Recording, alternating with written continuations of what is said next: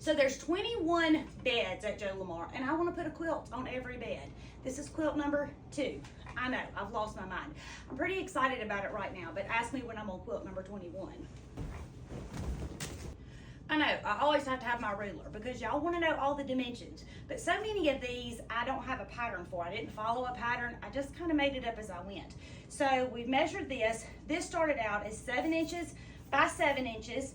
This is 2.5 by 7 and 2.5 by 2.5. And this one is 2.5 by 9.25. So 2 by 2, 2.5 by 2.5, 2.5 by 7, 7 by 7, 2.5 by 9.25. And then it just repeats over and over and over. So we sewed this block to this block, and this block to this block.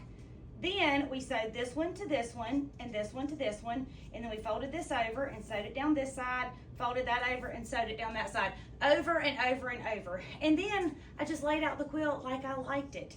And I wish I would have done some things differently, like I don't love all this light colored fabric next to this, and it's not white, it's like a cream color, but I feel like it's muddy, like there's no real definition. I would not do that again. I would take all the light colors out, or I would use a different contrasting color.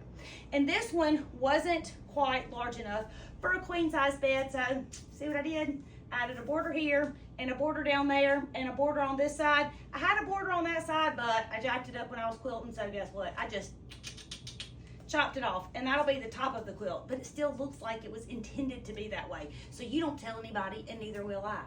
My name is Tammy. I'm your favorite sewing teacher, and I would love for you to come sew with me.